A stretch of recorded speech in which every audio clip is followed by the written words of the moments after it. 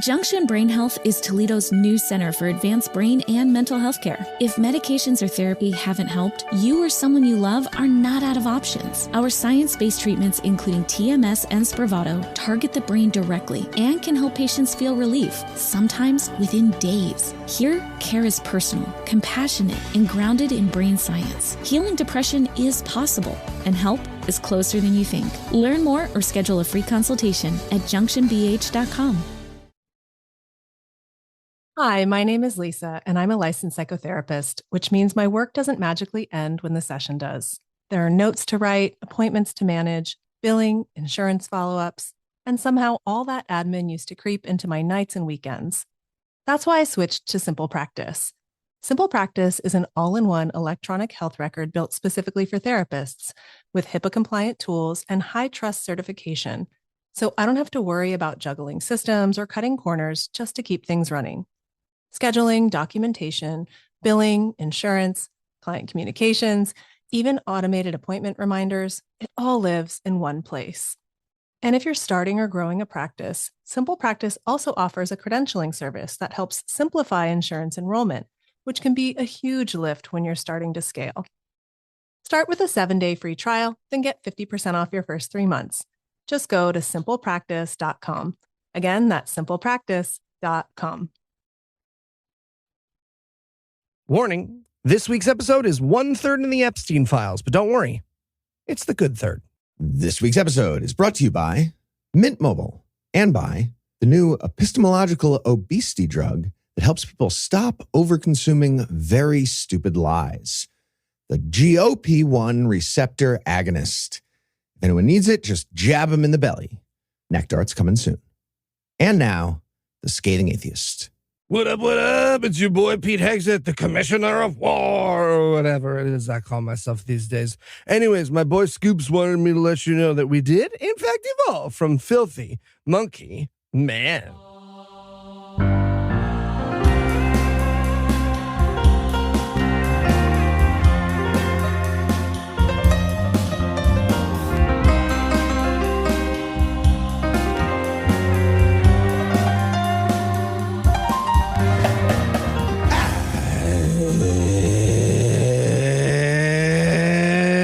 Thursday. It's March 5th. And it's National Absinthe Day. Yeah, because why get drunk when you could get interdimensional? I'm Michael Marshall. I'm Eli Bosnick. I'm Heath Enright. And from Susie Wiles' New Jersey, Connor Hellebuck's Michigan, and Sporty Spice's Liverpool, this is the Scathing Atheist. On this week's episode, America's justification for war has some holeys in it. Tucker Carlson ramps up his presidential aspirations with a meditation app collab. And we'll watch the only rapture movie that might actually give us nightmares.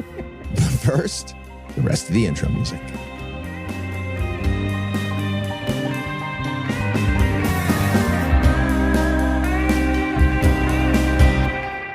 They're talking about your Jesus. We interrupt this broadcast to bring you a special news bulletin. Joining me for headlines tonight are the blood and sweat to my tears, Michael Marshall and Eli Bosnick. Fellas, are you ready to lubricate, I guess? Okay, I don't know what anyone told you, Heath, but never ever use blood as a lubrication. Tears maybe, but only if they're your own. Fair enough. Yeah, see, and here I thought Heath was implying that you regularly shit a bunch of sweat, Marsh, so... Okay, I'm not saying that. Either way, we're going to take a quick break for a word from our sponsor, Mint Mobile. Okay, what about Subway? Sorry, I really do need a new jet. Another one? I'm afraid so. Hey, Eli, and whoever this is, who's this? What's going on? Oh, hey, Heath, this is Lord Hoppington Sophomore the 11th. He's from Big Wireless. Indeed I am. Are you one of my serfs? Give me your money, I say. Sorry, Lord Hoppington, but I get my wireless through Mint Mobile. What's Mint Mobile? Mint Mobile is here to rescue you with premium wireless plans starting at $15 a month. All plans come with high-speed data and unlimited talk and text delivered on the nation's largest 5G network. But my jewels! Your jewels, indeed, Lord Hoppington. With Mint Mobile, bring your own phone and number, activate with eSIM in minutes, and start saving immediately. No long-term contracts, no hassle. surely you haven't tried this beastly Mint Mobile. I'm afraid I have, Lord Schmoppingen. I switched to Mint Mobile when they first became a sponsor. Now I get the same great service for a fraction of the price. That's why I, Heath Enright, personally endorse Mint Mobile. All right, Heath, I'm sold. Where do I sign up? If you like your money, Mint Mobile is for you. Shop plans at mintmobile.com/scathing. That's mintmobile.com/scathing. Upfront payment of $45 for 3-month, 5-gigabyte plan required, equivalent to $15 a month. New customer offer for first 3 months only, then full price plan options available. Taxes and fees extra. See Mint Mobile for details. All right, Heath, thanks. You hear that, Lord Hoppington? No more of my money for you. The High Council will hear of this. But the Wool Dasher Mizzle disbanded the council. Well, Manscaped Man has returned. Nice. Lore. Lore of what? The ads, Marsh. Read the chart. Lore of the ads. Read the chart. And now, back to the headlines. But before we jump into the lead story, we have some actual good news about our beloved Michael Marshall. Ooh. When he's not reporting in legitimate venues like this one, he occasionally dabbles for other press outlets. So, Marsh, I understand you've got a piece in The Guardian about none other than Joseph Rogan. A fan letter, I presume? Oh, God, yeah, obviously. So, yeah, no, I wrote a piece for The Guardian because you know how you saw all of those headlines about how Joe Rogan soured on Trump and how he's condemned Trump over the ICE killings or over the Epstein files or how he can't sleep because of the war in Iran. I heard a lot of that. And like how just like none of that is ever true at any point. Oh. And the fact is that those things get reported in the newspapers because the journalists who write those pieces only ever watch completely out of context clips that are about 20 seconds long. And the ones that have gone viral and stuff, but they haven't ever actually watched the whole show. And I know that because Cecil and I do watch the whole show on No Rogan Experience. So yeah, I wrote a piece to The Guardian explaining why you should never believe at all any of those headlines. And then also why you should listen to our show to find out where Rogan actually is on Trump and things. Excellent. All right, we'll have that linked in the show notes. And if anyone hasn't listened to the No Rogan Experience, definitely check that out. Absolutely. But I will say, Marsh, podcast with Cecil, articles for The Guardian, it feels like you're not really focusing on your main job, which is being the subject of my prank websites. And I just want to give you that note now. Okay, I'll try harder in future. Thank you. All right. In our lead story tonight, we did a war again. We did a war again. I'm just reading from a file we have called Headlines Template 2026, and apparently we're going to leave it like that. So in the latest example, Donald Trump was hanging out on a golf course, having a nice little Saturday in Palm Beach, Florida, and he declared our undeclared war with a social media post. And it wasn't even a good one, like, MySpace or something like that. He announced on Truth Social that he teamed up with Bibi Netanyahu for a giant bombing campaign against Iran. Oh, God, it was Truth Social. So I was just hoping it was going to be TikTok, just Trump there dancing on the spot while pointing at text boxes that appear on screen with the figures of civilian casualties. 168 school kids, cha-cha-cha, that kind of thing. Fuck. But for those of you playing But Hillary Will Bingo along at home, that's the full square. You did it. Head on up to the front to collect your grand prize of World War III, everybody. Come on up here. Congrats. And a big thanks to Logan, Will, Infinite Improbability, Peter, Carl, Cameron, Mickey, Connor, Tucker, Anthony, Patrick, Tikva, Wade, Julie, Annika, Lobster, Carrie, Brandon, possibly Joe Biden, not clear. I'm assuming it's Joe Biden. Eric with a C, Eric with a K, Tom, other Tom, Chris, other Chris, and other Chris for all sending us the exact same link within minutes of each other to ScathingNews@gmail.com. And that link is to Substack, which doesn't sound great. I mean, lots of the time that's just a podcast for writers. So yeah, and Nazis, yeah. And sometimes Nazis. Ibid. Yeah. But it's also a place for legitimate independent journalists sometimes. And the writer in this case of the Substack, Jonathan Larson, seems to be a legitimate journalist. So according to Larson's sources, just in the last 5 days since the initial attack on Iran, we've already had a bunch of complaints from U.S. military personnel that commanding officers are describing the war with Iran as a magical fulfillment of prophecies about the biblical Armageddon and the second coming of Jesus Christ, our Lord and Savior. Like, strategically? Apparently. Like, if they think they're bringing Christ back, that would mean their plan is to bomb Iran so hard that it causes world peace. Which, to be fair, is actually pretty close to Trump's actual justification for this war. So you can see how they got there. Yeah. Yeah. So Larson got his information from the Military Religious Freedom Foundation, or MRFF. Murph. The MRF. Their job is to handle complaints about our military turning into a Christian theocracy with missiles, basically. Well, our military turned into a Christian theocracy with missiles. Larson was in contact with the head of the MRFF, Mikey Weinstein, and here's what we learned from him. In a complaint from a non-commissioned officer who reported on behalf of about 15 others, their commander told the entire unit the Iran war is all part of God's divine plan, and said that Donald Trump is, quote, anointed by Jesus to light the signal fire in Iran to cause Armageddon and mark his return to earth. I feel like a lot more people would be Christian if the Bible had mentioned that the signal fire of Revelations was going to be Tomahawk missiles, right? That'd give you a pretty good kind of clue. a Marty McFly. Yeah. Your kids are really going to love this call. Lock in a lot of followers there. Yeah. Yeah. According to Weinstein, the MMRF got 110 similar complaints in the first 48 hours after that initial attack, which includes reports from 40 different units across all the branches of the military. But okay, here's the bad news, I guess. We're all skeptics here, and that really comes back to bite you in the ass sometimes, because you have to be skeptical about your own stuff. You have to be skeptical about dunking on the Christian zealots in this case. And a great source for intellectual honesty is, well, I don't love doing it, but Hemant Mehta is very good at that. And he wrote a response to the news over at the Friendly Atheist blog. Boo, narc who cares about true things. Yeah, Boo. okay. It seems to be a pretty good response. Hemant has math teacher. Hemant has some doubts about the information from the MMRF. And this thing went very viral, this Substack. So check out the link in the show notes for the full response from Hemant, but I'll give you some of the key points.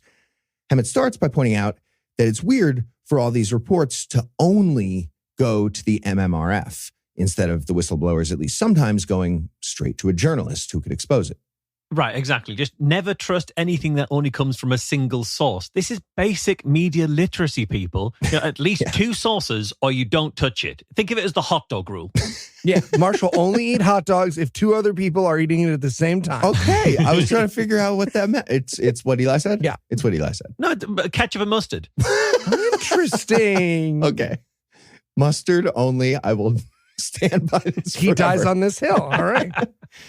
So Hemant also mentioned that we don't get the full original email from that non-commissioned officer, and the email doesn't name the commanding officer. I mean, I could see the whistleblower wanting to remain anonymous, but this means none of the journalists covering the story got to speak directly with anyone who personally witnessed a crazy Armageddon speech or something like it. Right. I mean, did they even get to see the redacted emails, though? Because like we've seen how easy it is to redact emails. You just do a find and replace for the person's name, and then also anything that might read as a reference to Trump, just for good measure. That's kind of how you do that. Yeah, of course. I think Adobe actually has that last one baked into their redaction software since the Epstein files, just to save you time. Control-T, get rid of Trump. Yeah. Yeah. Hemant also pointed out how the email has very similar wording and structure to several emails that were presented by Mikey Weinstein in the past. And Hemant gave some examples of that. And all of those emails thoroughly praise Weinstein and the MMRF. They're written in the voice of one person representing a bunch of people. There's a lot of similarities. So, okay, none of this directly proves any lying, and Hemant says that, but it definitely raises a few red flags and calls the story into question. All that being said, and this part is crucial to me, even if the whole thing is a giant lie, it's so very believable. Sure and that's is. a giant problem in and of itself. And also, this is why I never include the multitudinous notes people send about my sexual prowess when they send us atheist news to scathingnews@gmail.com. Because I know narcs like Kemet are going to see them. And just a reminder for context here. The person at the top of the entire U.S. military is Peter Hegseth, a Fox News weekend host with crusade-themed tattoos. And he routinely holds Bible study at the Pentagon. Which in itself is suspicious, because there's no way he can read. There's absolutely no way he can read. Okay, well, maybe Hegseth is not motivated by magical prophecy at work, but I don't know, maybe he is and nobody's complaining. That would check out too for me. So yeah, the absurdly dumb war with Iran that we're doing might be even dumber than we thought. If the reports from Mikey Weinstein are real, we have military leaders telling troops to attack Iran while quoting from the book of Revelation about the return of a vengeance ghost with a sword coming out of his mouth. Or, and this is best case scenario, it's extremely plausible that all of that is true, but we're just attacking Iran for secular stupid reasons. That's the best case scenario. Yeah.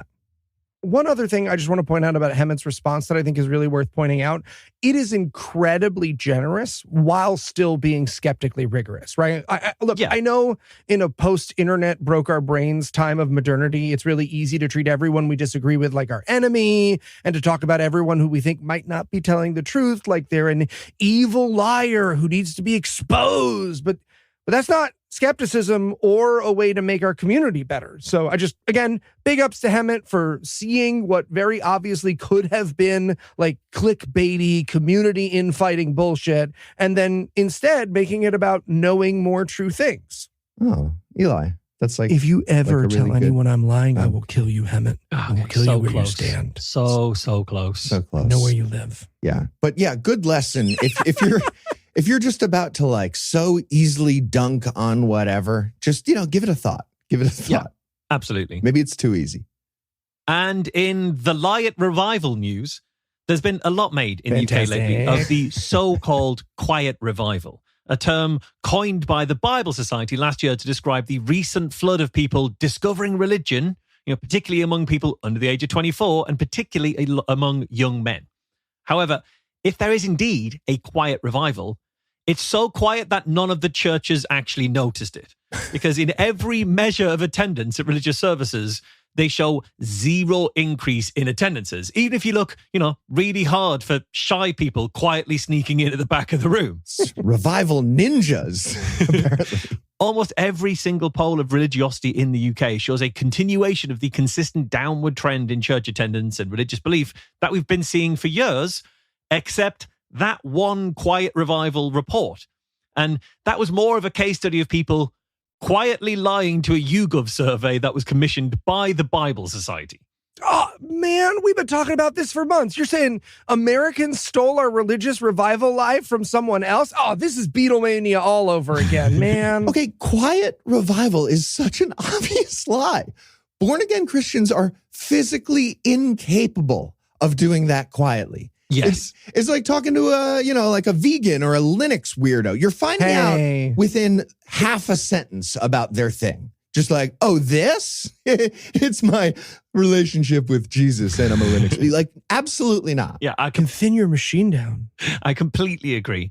But, if bums on pews isn't a good measure of the growing resurgence in Christianity among Brits, and if you don't get a good enough result out of credible polls checking in on people's religiosity, there's still one other metric that you can point to as evidence that your thing is really popular, actually, and that is biblical performance in the bestseller list. Ooh, okay. Well, as of writing this story, the number 2 book on Amazon right now is a children's book called How to Catch a Leprechaun. So unless we're hunting for pots of gold, this might not be a great way to figure out our basis for truth. I just want to throw that out there. Also, by the way, I'm using Linux now. I use Linux. I don't know if you've heard of really? that. Yeah. How'd you feel about vegans? It runs really smooth in comparison to a lot of other. You getting on that Ubuntu train? You know what? I was using an Ubuntu distro, but I switched over to a Fedora distro now.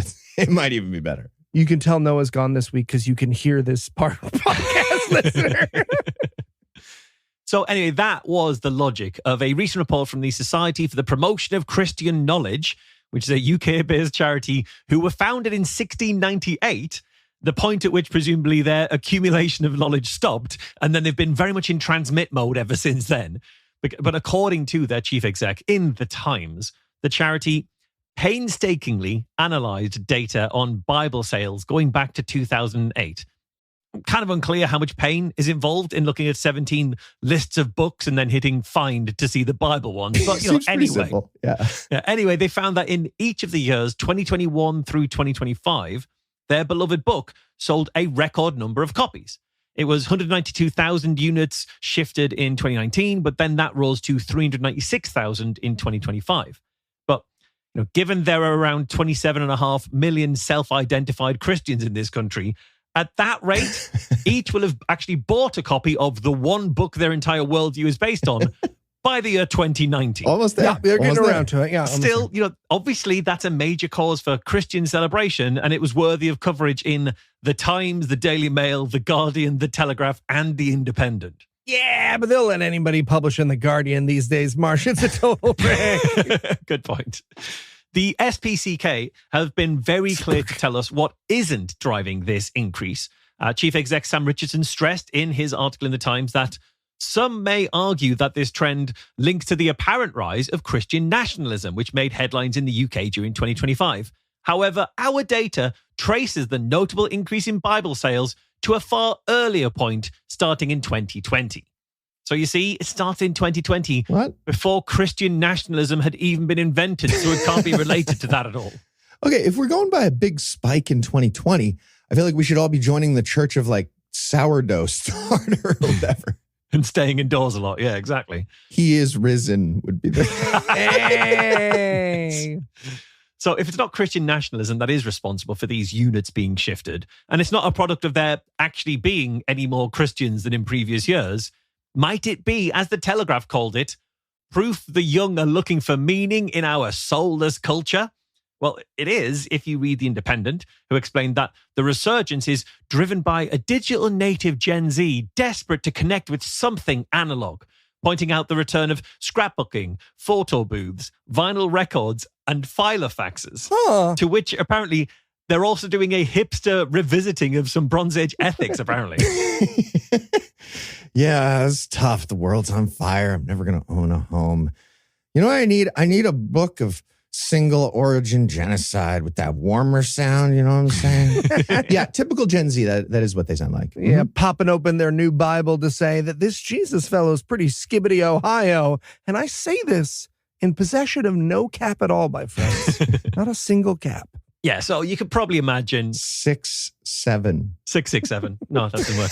Anyway, so yeah, it's fair to say that I'm just not really convinced by this. I'm not the only one either. So according to David Voas, who's the Emeritus Professor of Social Science at UCL, and he's also one of the country's leading quantitative experts in religion, it might just be that the few Christians that are still going to church are just each buying more copies of the Bible. Seems possible. And partly that's because there are new versions being released all the time. There was a new annotated edition published by the Bible Society to cash in on the interest from their Quiet Revival study, which they say contains more than 1,000 notes, prompts, stories, and features to help its readers address the nitty-gritty details of life. Wait, they did a gritty reboot of the Bible? They did.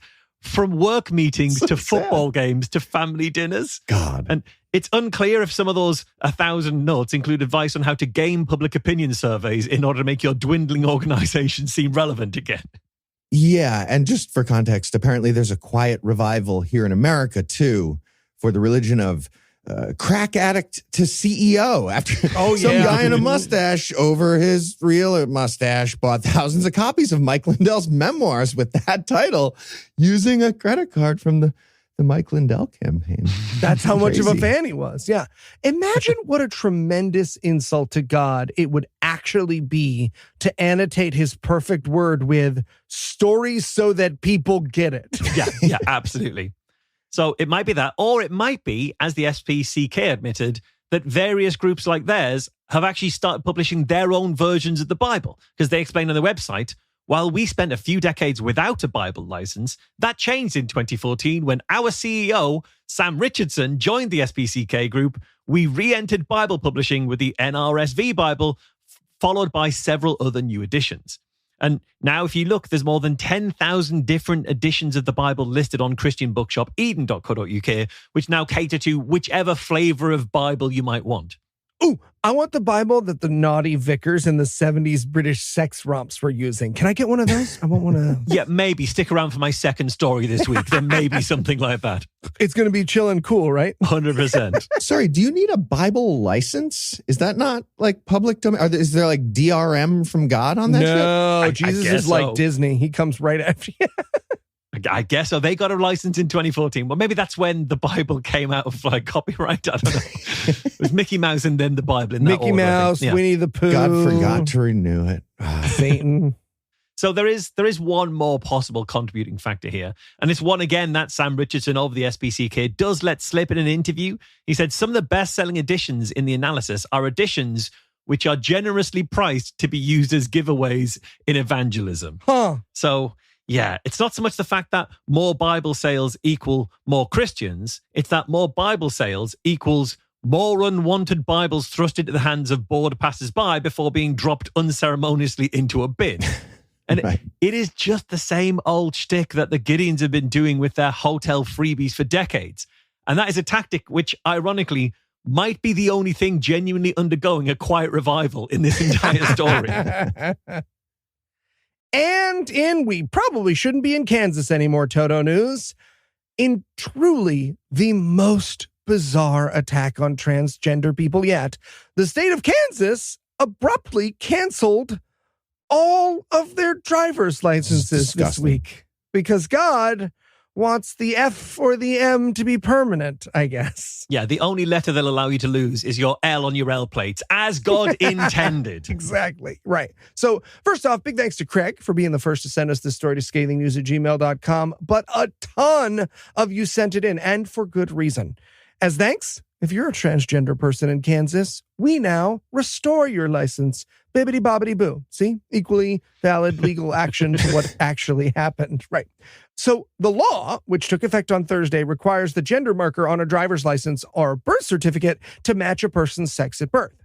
Now, it's worth mentioning that Indiana, Florida, Texas, and Tennessee have similar policies on the books, but Kansas was the first to explicitly bar gender marker changes and to invalidate those licenses and birth certificates without warning to more than 1,000 people in their state.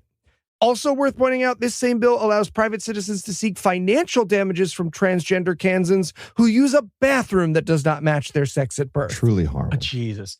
Okay, so I had to check, but driver's licenses in the UK don't list your sex at birth at all. And mostly I think that's because no part of a car is operated by the genitals. That's just not relevant information in the slide. I know Americans get confused about the whole stick shift thing, but that is not where the stick goes. Okay, who the fuck is this for? Yeah. It's bigots. That's the whole thing. It's fucking Spoilers. political bigot points. But like, what are they even trying to claim? Like a cop in Kansas doing a traffic stop being like, I can't be sussing out the baby genital situation of each person. Well, I'm trying to do the rest of my job. I need to have that. What the fuck is this? Yeah. Well, you know, after the trans people are done sneaking into the women's bathrooms, which of course is their master plan, when the police are after them, their IDs will be so confused. It's just, it's throwing monkey wrench after monkey wrench. So the letter, received by more than 1,700 Kansans without warning, reads in part, quote, Dear Kansas credential holder, House Substitute for Senate Bill 244, enacted by the Kansas legislature overriding Governor Kelly's veto, requires Kansas-issued driver's licenses and identification cards to reflect the credentialed holder's sex at birth and directs the Division of Vehicles to comply with KSA 77-207. What does this mean for you? If you have received this notice, our records indicate that upon publication of this law in the Kansas Register on Thursday, February 26, 2026, your current Kansas credential will no longer be valid. Additionally, please note that the legislature did not include a grace period for updating credentials. This means that once the law is officially enacted, your current credential will be invalid immediately, and you may be subject to additional penalties if you are operating a vehicle without a valid credential. That whole not allowing for a grace period, in particular, that is incredibly hostile and shitty. That is entirely indefensible. Like, what could they possibly think people are going to do if they're given advance notice that their license is about to be made invalid? Okay, they're going to be tearing around doing donuts in parking lots while trans before the deadline, right? To get it in there right before the... Exactly. It's Yeah, untapped. okay. We can't have that incentive out there. No, that makes sense. That was Lady Me who went that fast, officer. What's wrong with these people? The letter continues, what do you need to do? Pursuant to this new law, if the gender/sex indication on the face of your current credential does not match your assigned sex at birth, you are directed to surrender your current credential to the Kansas Division of Vehicles.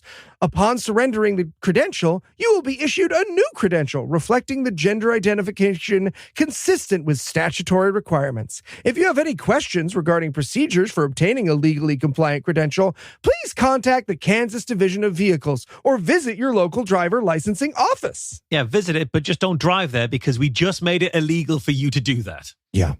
Seriously, fuck everyone involved in this. We need to have a thing when this is all done, and there needs to be a wall, some sort of wall, whatever I mean by that.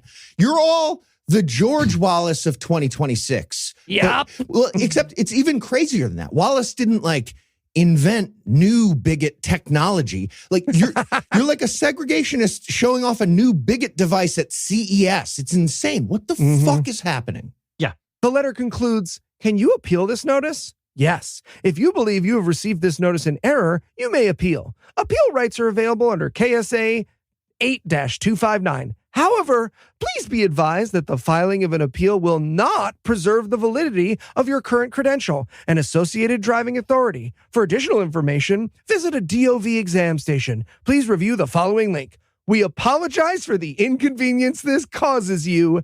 End quote. No, you don't. End of letter. You're They lying. absolutely fucking don't.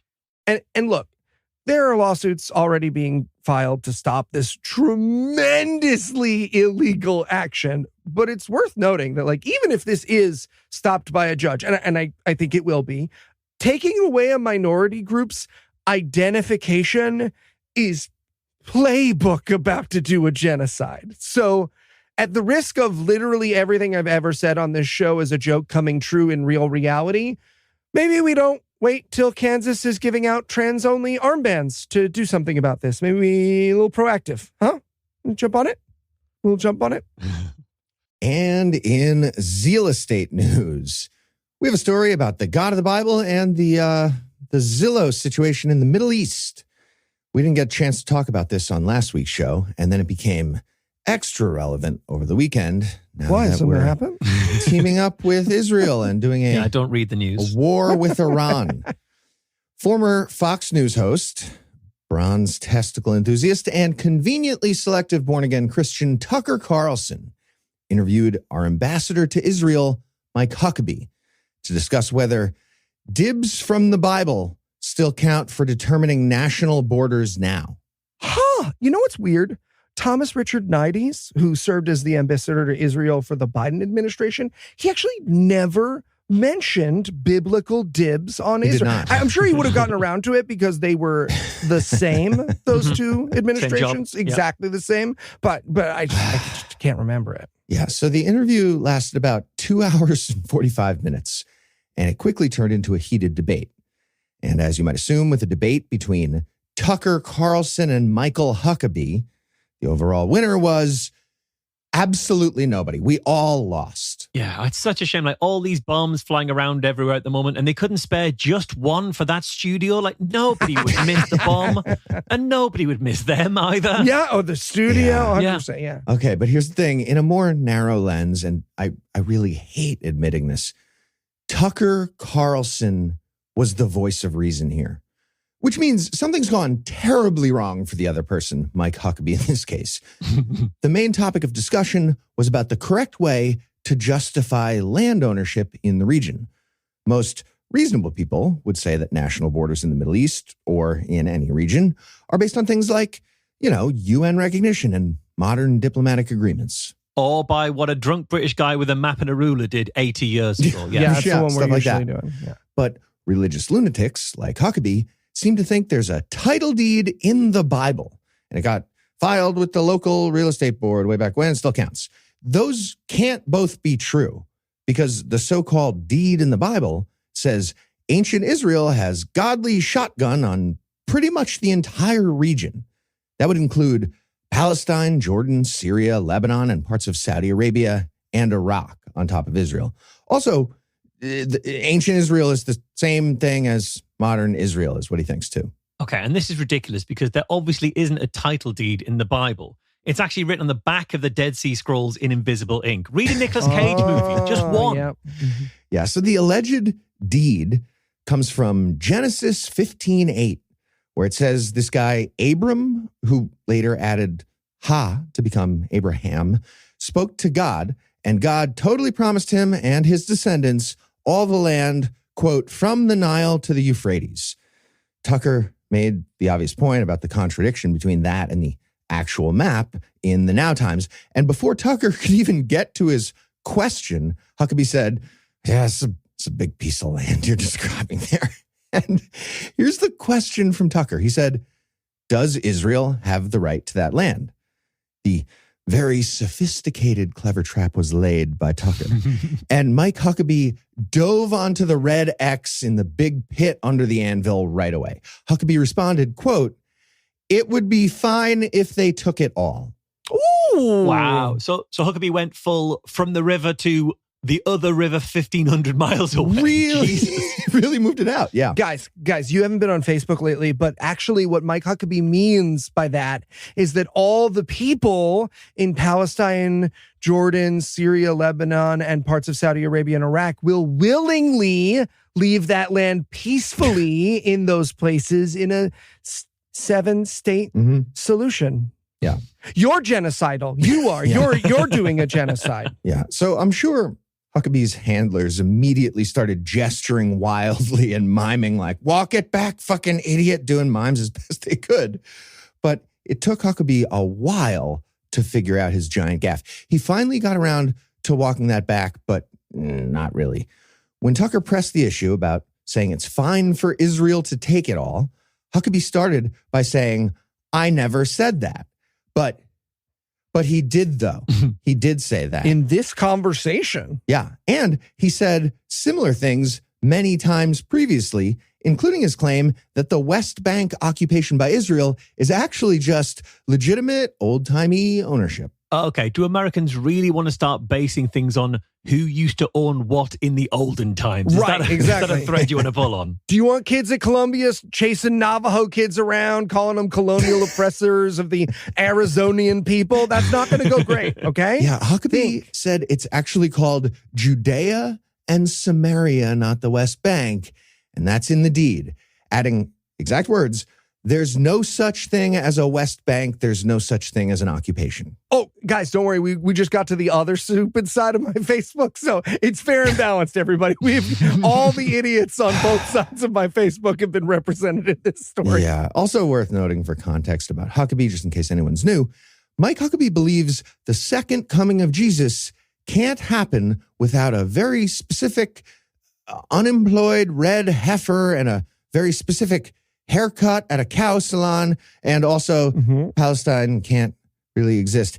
And he seems to think that Jesus won't come back unless Judaism, the religion that Jesus rejected to form his new one, is in charge of the entire Holy Land. But it's cool if Christianity helps Judaism with that, and, Christianity wets its beak a little bit with, maybe some oil. Right. And look, I know none of that is like biblically based, but the common interpretation is actually that the whole world unites against Israel. And then as soon as they're about to lose, the Antichrist intervenes on their behalf and takes over the... Okay, that does seem to be how things are going. Guys, we might have to take the L on this one. We might have to take the L on this one. Yeah. And here's the rest of the failed walk back from Huckabee. He explained that his giant gaffe about Israel taking over the entire region, it doesn't count because Israel isn't planning to take a bunch of land. This is It's a bold move, bold claim there, especially right now. What day did he say that? Yeah, it doesn't really matter what day he said that. And he said that, on reflection, he's not sure it would be legitimate for Israel to claim all those countries and all that land. Apparently, he felt like he retreated to a safe place at that point. Reasonable. So he was feeling good. So then he added, now, if they end up getting attacked by all these places and they win that war and they take that land, okay, that's a whole other discussion. Okay, but does he think that war works like playing marbles or something, where if you win, they have to give you all of their stuff? Because I'm pretty sure by that rule, the US should be speaking Vietnamese right now. Lost that one pretty hard. So in response to the absurd claims from Huckabee, pretty much every country in the Middle East other than Israel released a joint statement that said, approximate quote, hey, congrats on your book. It's cool that you read, I guess, but that's nothing. We have a book too. We're not. Also, your president is corrupt as fuck, so a bunch of us recently bribed him with billions of dollars and a jet. So, good luck. Yeah, to be fair, our book says we're going to kill all the Jews so hard the trees will narc on them. And I don't know if you've noticed, but we are committed to that bit. So, while we're talking books. So, yeah, Huckabee is terrible and stupid, but he did have one decent moment.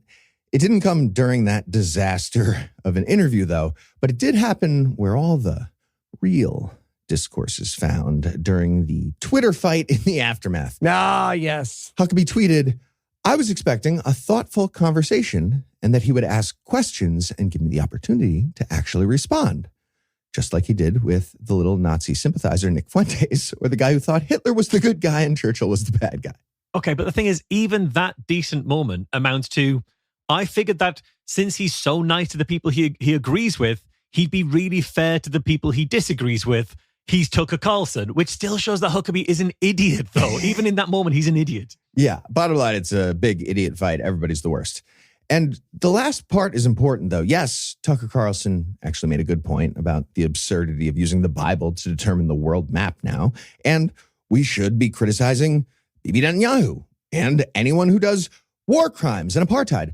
But for some insane reason, that obvious truth quickly turns into weird anti-Semitic conspiracy theories for people like Tucker and Nick Fuentes. Also terrible. Seems like I don't know why this is hard. It seems like there's so much unslippery flat ground in there, but not for those people. And just in case we needed confirmation about that, Tucker got back from Israel following the interview and immediately claimed he was detained and interrogated in a secret spy part of Ben Gurion Airport. Oh. Yeah. Mysterious. But it turns out that was the private jet area. And airport officials were just checking his passport like everyone else, except in a fancy area with no lines. So, Tucker face. As usual, it ends with Tucker face. Yeah. Even when he says something reasonable in the middle. Mm-hmm. And in She Doth Protestant Too Much news. Fantastic. It's been a few months, so I figured now would be a good time to check back in on the shenanigans within the Church of England, the UK's #1 religion for kings who want to marry their side piece without being forced to have their wives killed. Though, it's not to say it completely removes the wife-killing option. Just ask Henry VIII, killed 2 of his wives even after divorce was legal. Or just ask Charles III. I'm kidding.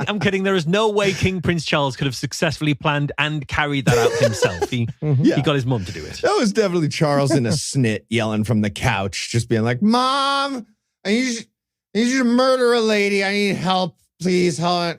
And a snack. I want a snack. By the way, Charles is not looking good. I know he's got some cancer going, but I feel like everybody else in that family was eating the, adrenochrome baby glands. Charles was getting hamburger help or whatever. Yeah. Well, maybe if he took some real fucking medicine for his cancer, he'd look a little shinier. That'd be a good idea.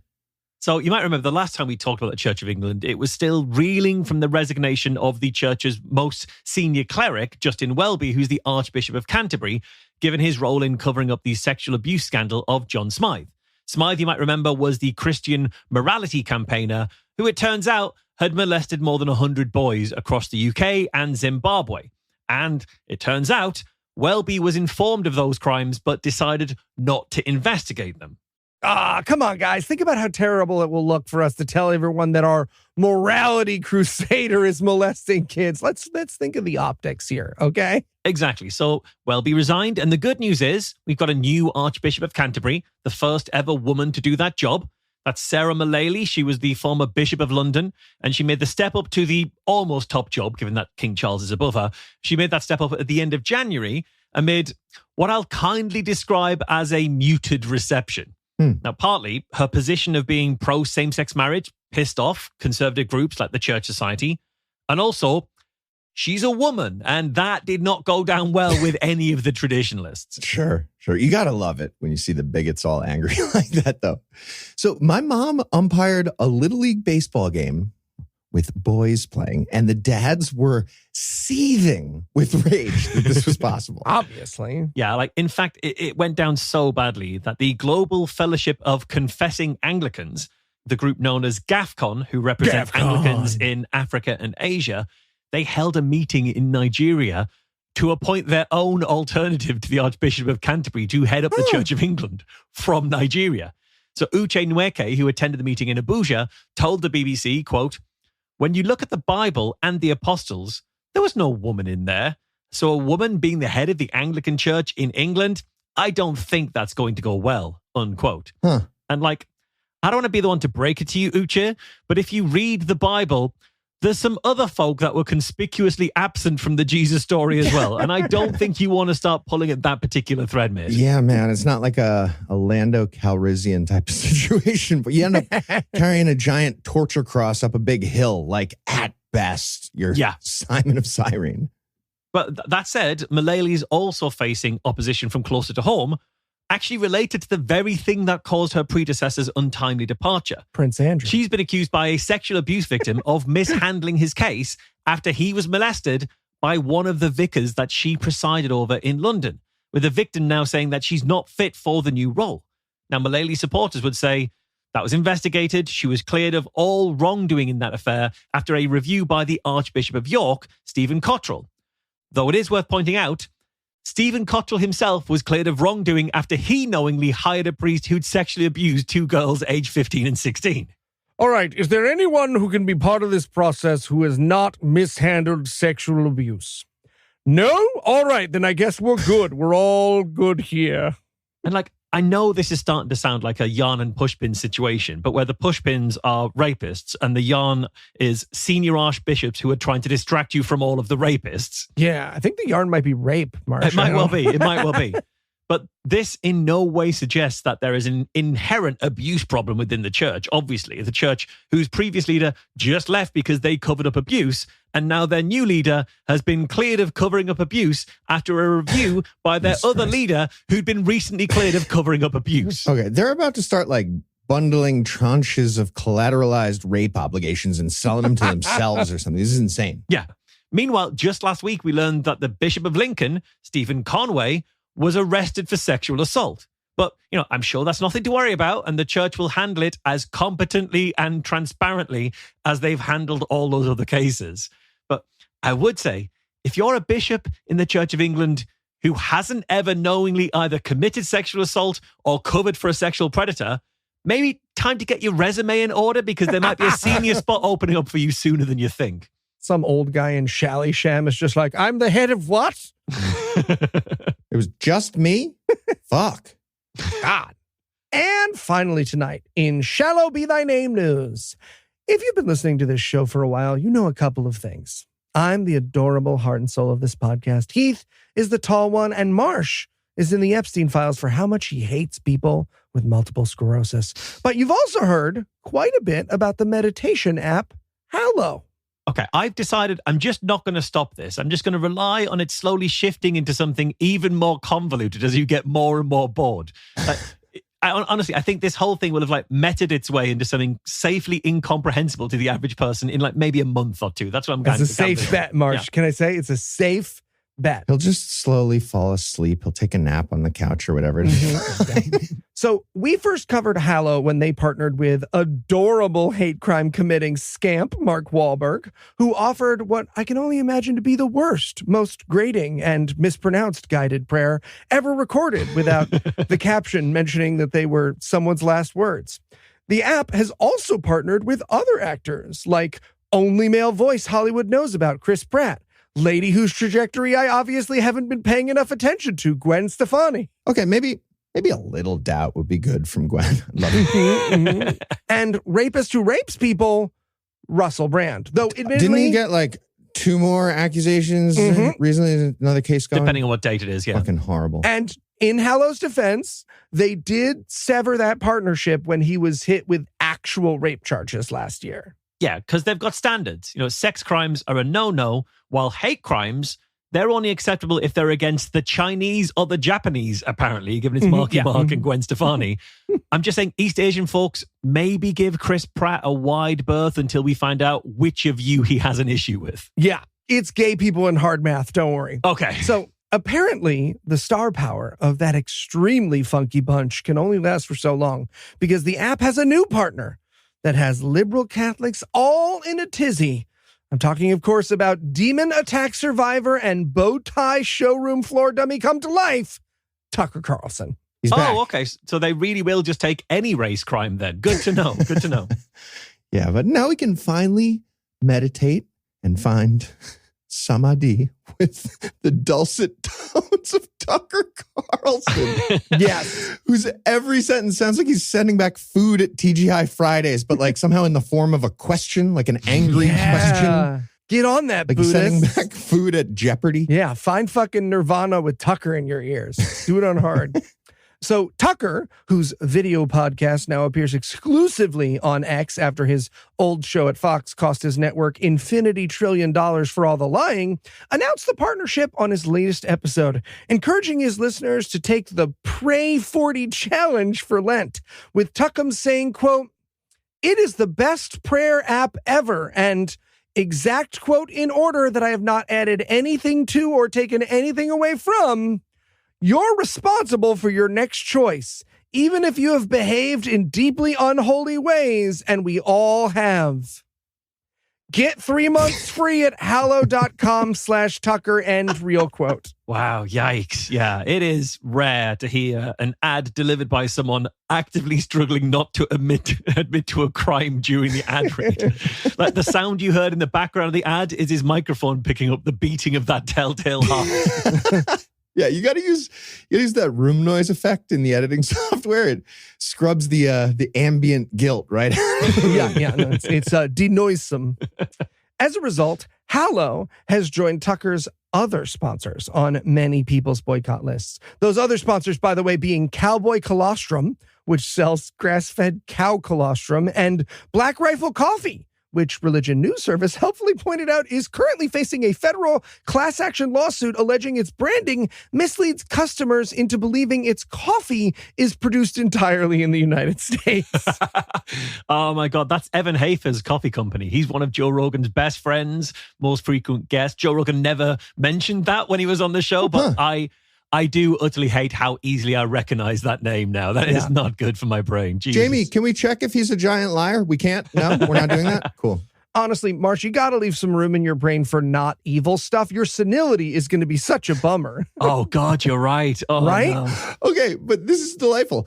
Tucker took a sponsorship for Lent, and everyone immediately gave up those products. That's amazing. Yeah.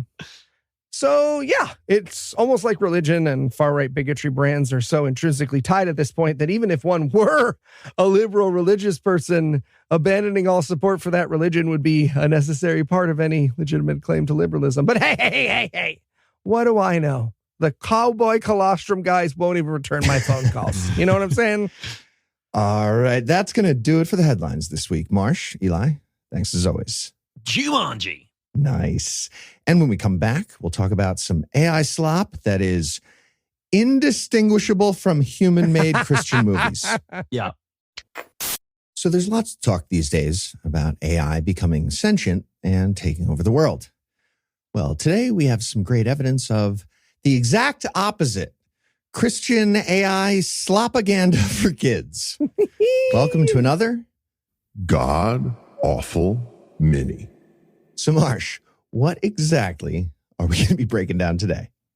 Okay, we watched the YouTube mini, exact quote for the title here, Rapture 2025 animated Christian movie that will change your life, AI animation, hashtag Bible stories. We watched a really bad mushroom trip that I had when I was 19 so also. Bad. It's so bad. It has the same title as a product on Amazon, right? 100-piece fun toy for kids. Lots of playtime. Yeah. Lots of relaxed, screen-free. Yeah, it is exactly that. And it is the AI slop telling of what happens during the rapture, as apparently told by people with only a passing grasp of what happens during the times we're not being raptured, as best as I can tell. It's from the Think Jesus Network, and it's been viewed 1.1 million times. I don't know how that's possible. I think it's mostly just people trying to figure out what's happening. You know, it's because they count. Is the it just reviews. AI watching itself and racking up views? I don't know. And That turning seems crazy Christian? to me. Very possible.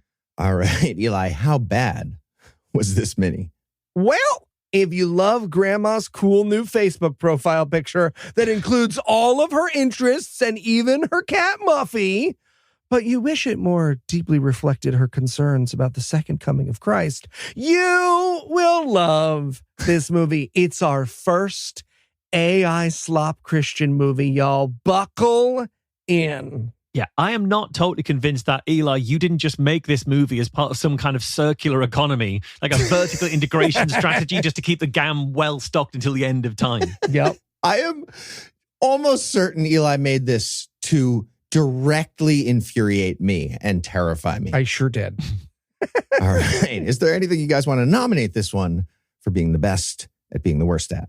Yeah, I'm going to go with best worst animation style or styles. Like it's hard to tell because at no point will this mini settle on what its actual animation style is.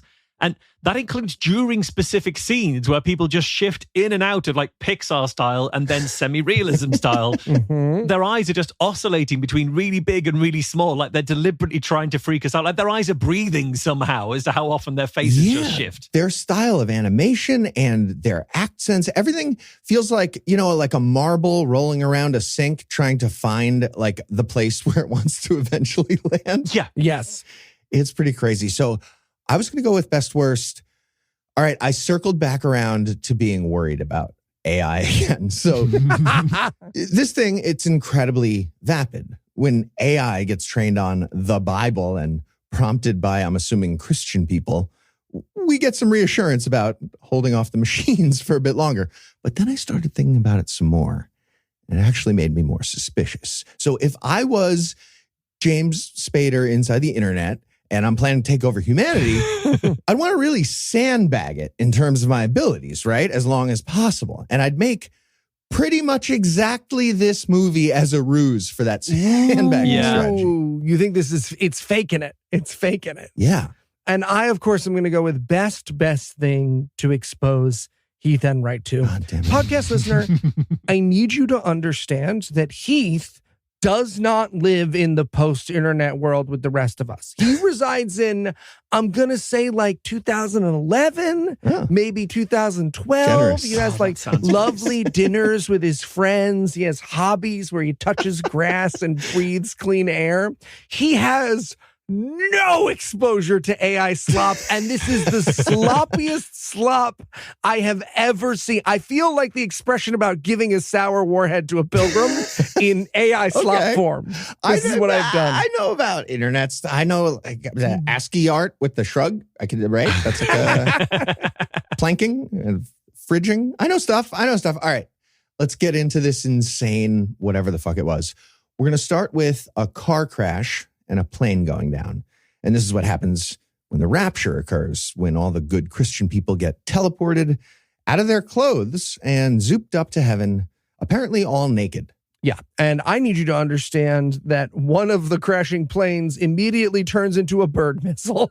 Yeah, it really does. Like the main one is flying forwards, but the plane in the background, it starts flying backwards and then, transmogrifies into a bird. That's apparently a thing that's going to happen in the rapture. Not clear on the lore about that in any of the Bible stuff. It's confusing. It's okay. So the idea is that like people get zooped away and then there's like car crashes because nobody's in the car, or plane crashes because there's nobody in the plane.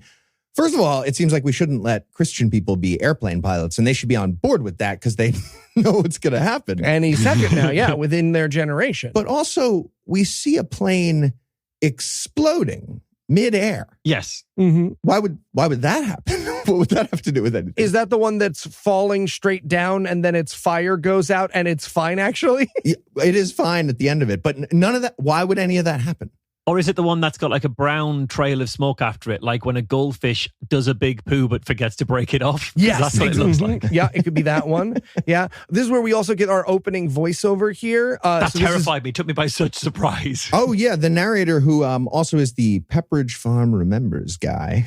Yeah, so he's fun. Someone definitely asked 11 Labs to rip off Morgan Freeman's voice for this first thing. Morgan Freeman, but white. That's what they asked for. That was the prompt. But then, spoilers, they are going to run out of 11 Labs credits very quickly into this movie. So for the opening, we get, this is the story of that moment when the sky opened. And I wrote in my notes, past tense? Yeah, right. The movie seems to be recounting a tale. Yeah. So from there, we cut to a school bus going through suburbia on a sidewalk, which was confusing, and just like running through lawns. Like half the bus is just going over people's lawns. Yes, Cyborg Freeman here says, it was a day like any other. And I wrote in my notes, yes, children are playing and morphing into each other as they disappear over the horizon. It's so terrifying. Like the movement of these kids as they play is so rough to watch because the AI knows that people glide when they're on a scooter. So they're gliding around. But the AI isn't clear that they need to be on the scooter to glide. So they're just gliding around before suddenly a scooter appears beneath their feet. It's so genuinely eerie and nausea-inducing to watch. It was also confused by scooter as a concept. So there is one that kind of looks like a scooter, but then they were like, I don't know, another kid's got a wheel stick. Hoverboard. And he jumps on that. Yeah, so the bus driving down the sidewalk was confusing. And then it's like the AI was learning basic stuff during the movie. And the AI was like, I don't know, I'm going to morph into a regular road that has room. So I'm not riding over people's lawns. Can we talk about the inside shot of the bus? Sure. Okay, so we're watching the bus go down the road. Then we get an inside shot of the bus and the bus driver. And the bus driver's just like, oh, yeah. Terrifying. And for no reason. Like, it's not like he's muttering to himself. Yeah, but it's not even muttering, right? They was like, and now do some muttering, AI. And AI was like, best I can give you is the message Satan sent through this VHS cassette. Just trying to figure out things that are normal. It's like a baby deer starting to walk was a movie in every way. Like a movie trying to learn what a movie is while it's doing a movie. Yeah, single Heath strange. Trying to flirt the movie is what we're watching right now. Okay, I have seen accurate. Him go, All right. So now we're going to meet some characters. First, we get Susanna's home as a title card. Susanna's a mother of two. She's also very clearly a murder robot trying to like smile normal straight at the camera, which was very scary. With Susanna, they've gone with a Pixar style, but rockin' bud, but a face that's stuck in a smile by that Joker gas. That's what they've gone with her, like Richter's grin. Look, I can't pretend to know what fucking second-rate car wash bin version of AI they used to make this, but I promise you, it was intended to be made for porn, okay? The women's bodies in this cartoon tell you that this was for porn, and it has been put to terrible purpose in this Christian film. 100%. We also see the two kids here. They're praying before they leave for school, I guess. Their names are Maya and Daniel. Yeah, they say, Lord, we commit this day into your hands. And like, I wouldn't mention hands when you're this bad at doing fingers movie. This little girl is praying while very clearly holding someone's severed thumb between her own two thumbs. It's terrifying. They have a lot of trouble with fingers still. Yeah, that's tricky. A weird one. This one has trouble with mom's voice here for a second too. So she's like, hey, Maya, Daniel, don't forget your lunch boxes. Yeah, I had to write out Maya, Daniel, don't forget your lounge boxes. Yeah. What? Is it like delivered by Melania Trump? Jesus. Yeah. No, we ran out of our 11 labs credits, and now we're using text-to-speech from Word 95. Yeah. Hey, Mom, you said one word like a demon and then a couple other ones. Whatever. Sorry, I'm fucking the bus driver. It's all good. What? I don't know the computer stuff well enough, but like what in AI would make it have trouble with like one insane word that becomes a demon word and then the rest are like human? I don't understand why that would be one of the flaws here. I don't know, but it gives this weird sort of tension. Like every single line of it is delivered like a hostage video while they're all like grinning and staring and blinking at the camera. And like all this is a conversation about remembering to take your lunch to school. And I was on the edge of my seat, terrified. Absolutely. Yeah. No, it's that moment of a horror film where you can tell something's off. Yeah. Right. Where you're about to turn the corner and the demon is there, but it's just computers being bad at making pictures. Yeah. We're also going to meet another family here. Gideon's family.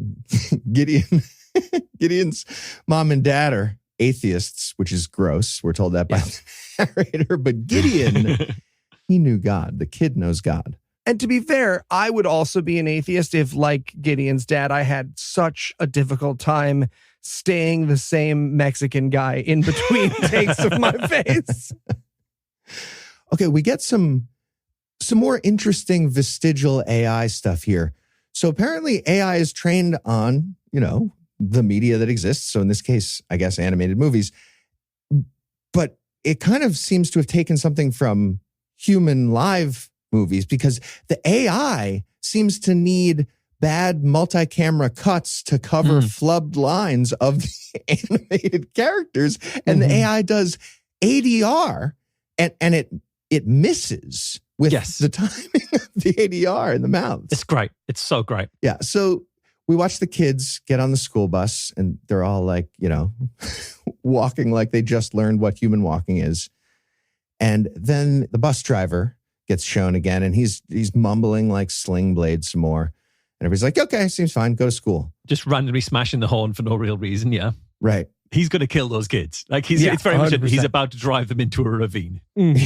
So they arrive at school and there's a flag flying above the school. The school, I guess, is represented by the country called All Red. It's just an all red flag. Yeah. And the narrator tells us that their teacher is Christian, but as we're hearing that, we're watching this teacher very clearly writing a demon spell on the board. Carving like a pentagram onto the board. Yeah. Just staring at the blackboard in a fugue stage, drawing sigils and occult glyphs. Like absolutely that. Yeah. And then she suddenly, and I genuinely jumped because from that, we see the back of her head and then suddenly we cut to her suddenly facing us in different lighting conditions. And I wrote, oh my God, the mystical glyphs really worked. She's teleported. Terrifying. It's jarring. It's like that shot of Andrew in the back when he got arrested with the lights on him. Yes, it is. So the teacher says to the kids, Jesus loves you and he's definitely coming back. And then the brother and sister that we met, Maya and Daniel, almost make out for a second. And then I think the AI is like, cut. It looks like he's like eating her cheek. And also what we don't like, they're in a school, but all of the other kids are them as well. It's like a school for clones. And I wrote, is this what it looks like in like those ICE detention centers? Yeah. Obviously not, because there's way too little excrement and disease for it to be an ICE detention center, but it is terrifying to see. Yeah. Yeah. He's whispering to his sister through his hand. I was so disturbed by this. I was like, does AI not know how to do whispering? I checked with ChatGPT. I was like, hey, do whispering. And it was like, don't look at me, man. I can do whispering. I didn't do that. And when it cuts to him whispering, all the girls in the class magically disappear. It does one of those weird cuts to cover, and all the girls have just gone, and the boys are still there. And I thought, oh my God, they've been taken by ICE. They've come for them. Seriously. And then we cut to recess time, and this was truly terrifying. The children summoning balls to their... Oh my God. Yeah. There's basketballs and whatever balls floating around impossibly. Physics is all fucked. It's like my actual nightmares. Yes. For real. It's the school for those kids from the Matrix, the ones that are like learning to be the one bending spoons and stuff. That's what the school must be for. Yeah. Yes, that's what it is. Yeah, I just over and over again, I kept asking myself, like, look, I know that I don't share a worldview with a lot of Christians, but like, surely they didn't look at that image of a ball ascending towards a child's hand and go, yes, that is how balls bounce. Right. And the AI, I guess, wanted to show background of the playground with, a bunch of other balls there too. But they show us like terrifying husks of basketballs littering this like post-apocalyptic playground for kids. I hated this so much. Truly my nightmare. So from there, the narrator tells us that people just continued with their normal activities because, of course, they don't know that the rapture is coming really soon. Oh, God. This is where we cut to Mum at work and she's typing. And honestly, I laughed so hard. She's typing on the desk right next to her keyboard, but she's typing fully. Typing on the and we nothing. hear the clicking. But And she it's just making the hits clicking. desk. Yes, Yeah. it's the best. And it's like, and she's got this big grin on her face, and it's like she's putting a brave face on her nervous breakdown at work. I laughed Just being so like, hard. clickety, when I saw click, it. click, click, click. I type, click, click. I'm a worker, click. Yeah. Yeah, this it's is exactly amazing. what happened the one time Heath and I tried to write our headlines in the same room. That turned into a whole thing. We had to have a conference about it. We had did, to have yeah. a mediator. Yeah. So we also see people at the mall doing their normal activities. The stores at the mall are not words. They're not even from an alphabet that I'm aware of. Does AI not know the alphabet? Do large Yes. language models not have access I don't to the alphabet? What happened? How come you steal 100 A's and then you're like, Gazorp? Like, I feel like something. Right, exactly. Also, I just want to talk about this. I know it's such a weird thing to say. 100% you should watch this. It's only 10 minutes and you will die 24 hours afterwards, but who isn't looking for that at this point? No. So I want to say that the opening shot of the mall in a really disturbing way is totally perfect. Right. It immediately gets disrupted, but there's like 2 seconds of perfect AI footage. And then it goes back to being like window through icons. Yeah. Yeah. You talk about AI hallucinating. It's like actual acid. It felt like I was on acid for this whole Right. thing. Yeah. Truly. Not fun hallucinating though. Like fucking Yeah, bad the kind one. of hallucinating you used to do as a kid when you learned you could like eat a bunch of nutmeg or fucking huff jankum. Right. Like the nightmare Choke you each other have until you pass during out. your acid trip. Yeah. Terrifying. And then the narrator says, in the blink of an eye, everything changed. Okay, which is hard because how can you tell that when everything is already changing from frame to frame when things are normal in this animation? It's impossible. Right. He says a trumpet sounded across the world. And then they've just taken a trumpet sound effect and it reminds Was you it that a trumpet? and then it reminds you that Bad. that trumpet as your big sign is actually pretty silly. Yeah. But all these clone kids look like really surprised at how bad the trumpet playing is. They're like, oh God, that's what he sounds like. That's what Jesus sounds Is like. Oh there a God sounds like. Conch shell that's drunk and yelling at us right now? What would that mean spiritually? Yeah, my fellow people born Jews will identify with this. It's like when you went to Rosh Hashanah and the guy whose turn it was to play the shofar really fucking sucked at it. That's the trumpet sound here. Yeah. So then we see people vanishing in a flash with their clothes left behind. And then a kid gets levitated up. And I was like, what the fuck is happening? But the clothes stay on and just there's other clothes kind of like falling through the sky around him.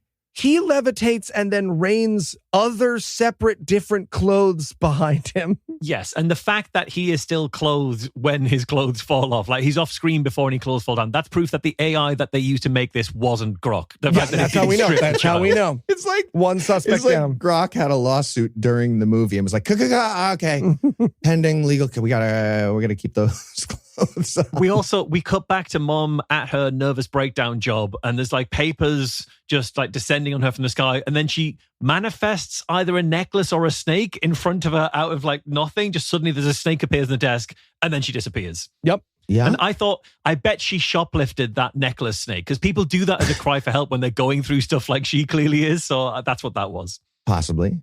Okay. And then we see 3 kids in like triptych frames and they're texting, but we see the text and it's like more demon glyph stuff. Yeah, incomprehensible eldritch messages to each other. Yes, it's purely Lovecraftian. Right. Then the narrator says, and now the chaos begins. And we see some more crashing and car accidents, but like now the cars are from like the 1920s. I don't know why they're not modern cars, but we see that. The narrator says, some people kneel and cry. And then we get a long shot of two kids screaming straight at the camera in the middle of the street with crazy eyes. Oh, yeah. So we have to point out the horror of this animation. So far, the animation has sort of been Pixar-ish AI slop, right? Grandma's profile picture, right? That sort of shiny-faced, overly roundness. In this frame, for the first time, everyone is sort of Mad Magazine animated. It is horrifying. It really is. It's Jessica Rabbit being lowered into the goo that kills tunes. Yeah.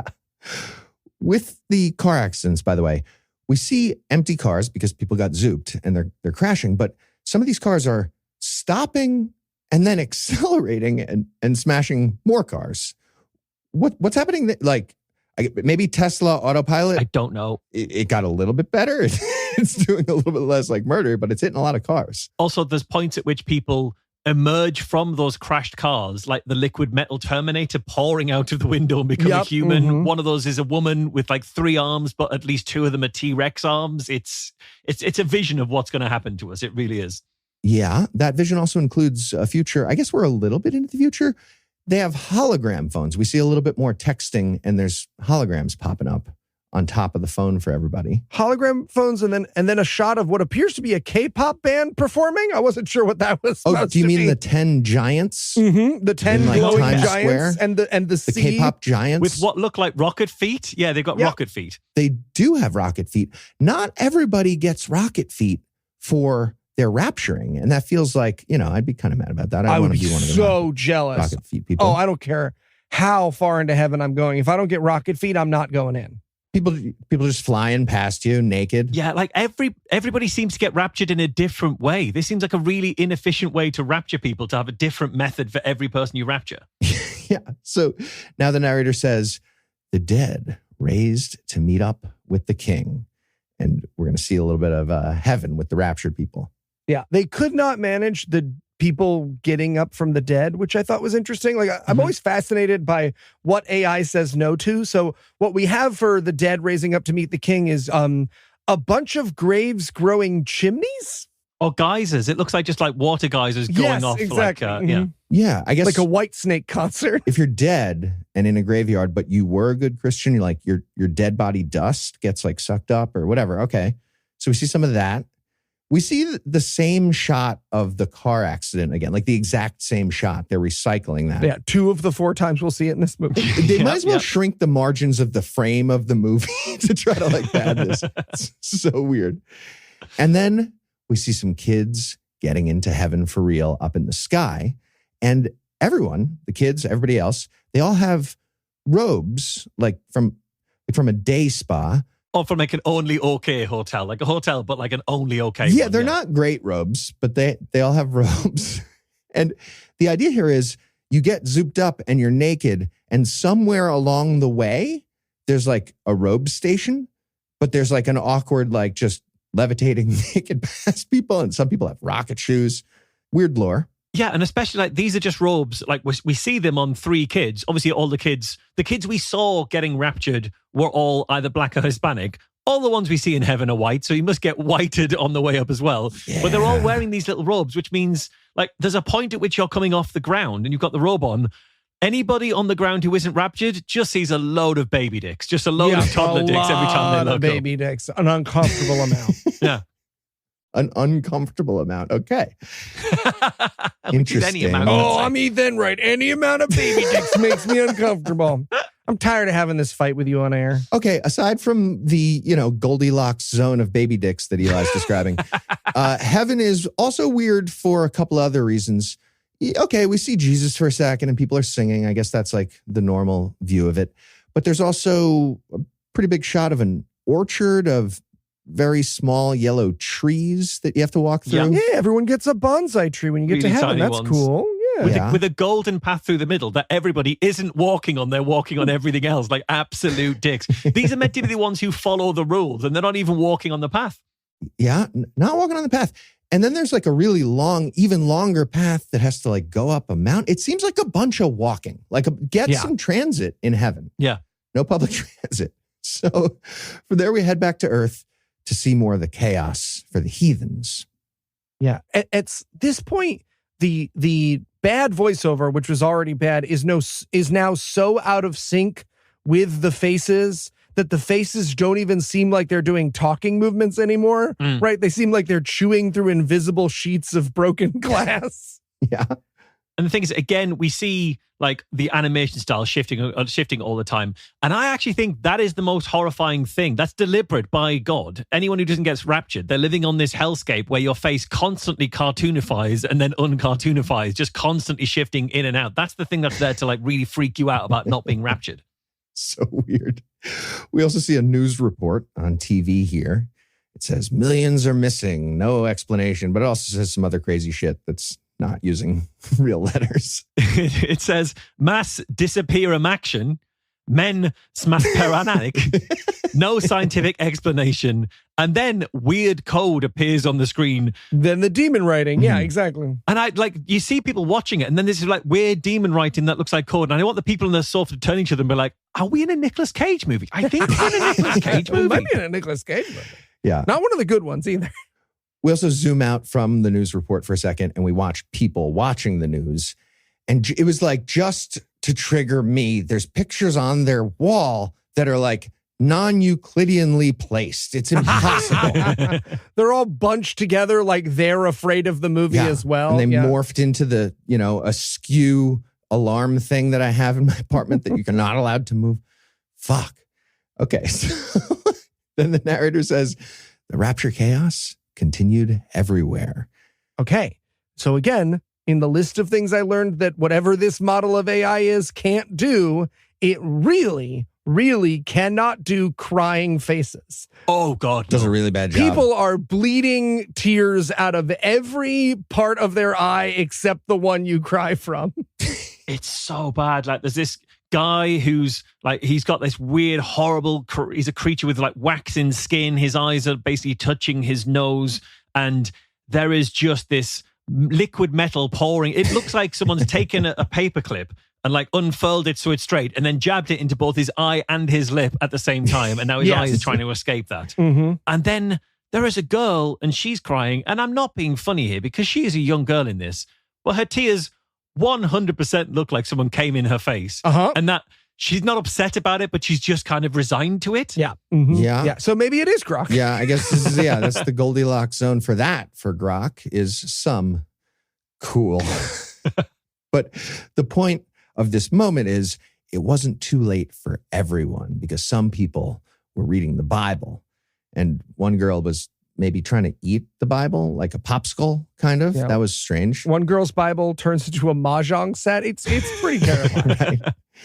And then we see Jesus Christ, asterisk, is it? Sitting in a field explaining how he promised to come again. And that's clearly what's happening now. But Jesus, not your typical. He looks like like every old white guy in Michigan who brews his own beer. I don't know why that's the vision of Jesus. He also accidentally floats his scroll for a moment. Like he's gesturing with his hands and the scroll he's holding just floats in between him. Yeah.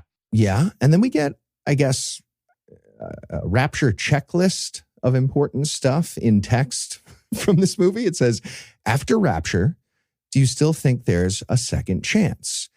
So you got to ask yourself that, I guess. And then there's a couple of Bible quotes, one from Thessalonians that says the Lord will descend with a shout, and one from Matthew that says he's coming when you don't expect.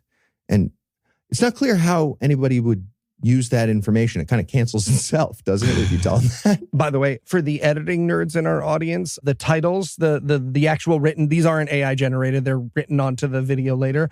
Yeah. They are, in fact, all of the Premiere text effects in order. Oh, really?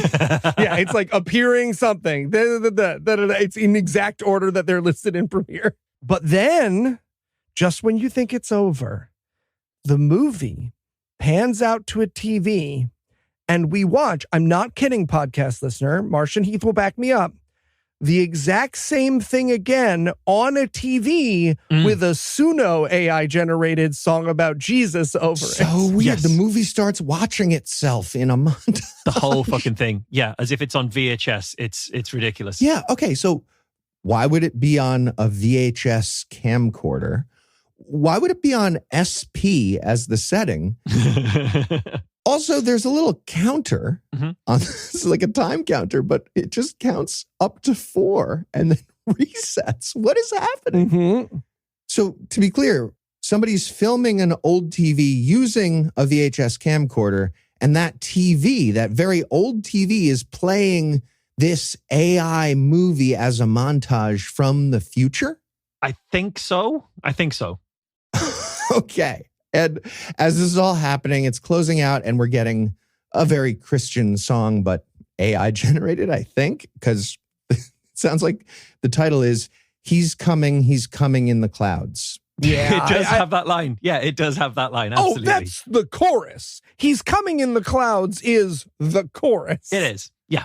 All right. Well, that's the end of my 10-minute waking nightmare. I'm going to need a few showers. I feel so weird. It's just so like... It's so bad. Skin-crawlingly creepy. It's got 1.1 million views. It's been viewed more times than anything I've ever done other than that TikTok where they make me look like I'm a flat earther. Yep. It's tough. All right. Well, I'm sure Eli's got more of these in the hopper. Looking forward to it. You know I do, baby. So we'll see you next time on God Awful Minis Slopaganda Edition.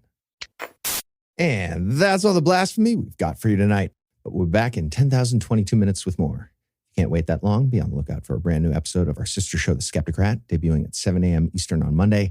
An even newer episode of our sister show's hot friend, GodAwfulMovies, debuting at 7 a.m. Eastern on Tuesday. And an even newer episode of our half-sister show, Citation Needed, debuting at noon Eastern on Wednesday. Big thanks to Michael Marshall for all the wonderful things he does. Big thanks to Eli Bosnick for all the adjective things he does. So many are wonderful. And a big happy birthday to the man, the myth, the legend, No Illusions, semi-centennial. And of course, a big thanks to all the generous new donors who will receive carefully curated compliments of consonants in the coming casts.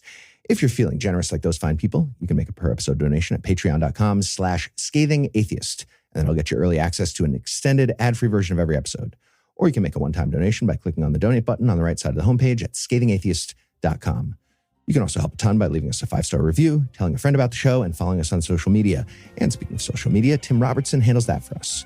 And our audio engineer is Morgan Clark, who also wrote all the music used in this episode, which was used with permission.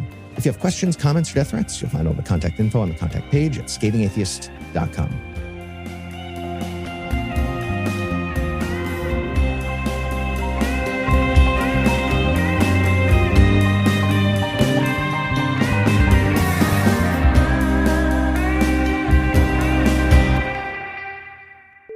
What up, what up? It's Pete Hegseth, the Commissioner of War, or whatever I call myself. Hey, just wanted to give you a heads up. My boy Scoots told me to tell you, we did in fact evolve from filthy monkey.